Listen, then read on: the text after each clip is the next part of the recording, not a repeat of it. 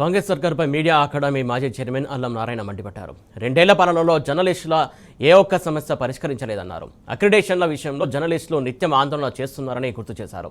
BRS హయాంలో ఇచ్చిన GO ప్రకారం జర్నలిస్టులకు హెల్త్ కార్డులు ఇవ్వాలని కోరారు.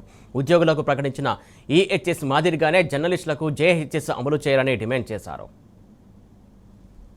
రేవంత్ రెడ్డి నాయకత్వంలోని ప్రభుత్వం వచ్చిన తర్వాత జర్నలిస్టులకి సింగిల్ పెన్నీ అంటే ఒక్క పైసా ప్రయోజనం కలగకపోగా ఉన్న ప్రయోజనాలు మొత్తం తీసేసే ఒక ప్రక్రియ నడుస్తున్నది.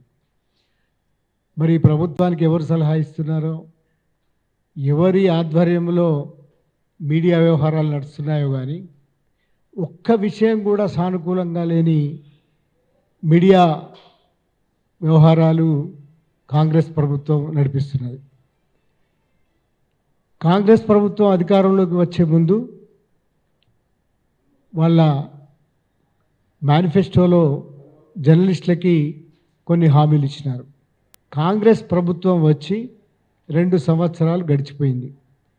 ఇప్పటి వరకు కనీసం అక్రిడేషన్లు ఇవ్వలేకపోయింది కాంగ్రెస్ ప్రభుత్వం.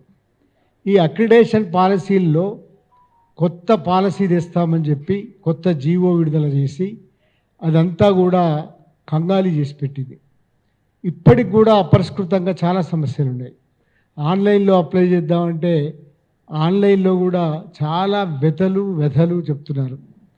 అంటే made easy by made difficulty చేసినారు. అక్రిడేషన్ మీడియా కార్డ్ అని ఒకటి ప్రవేశపెట్టినారు.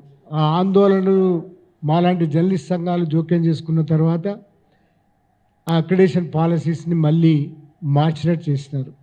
దాంట్లో కేబుల్ను మినహాయించినారు. డెస్క్ జర్నలిస్టులు నిన్ననే ఆందోళన చేసినారు, ధర్నాలు చేసినారు. అట్లా 2 ఏళ్ల తర్వాత చూస్తే మిగిలింది ఏంటంటే నిత్యం ఆందోళనలు, ధర్నాలు, ఒక్క ప్రయోజనం నెరవేర్చకపోవడం.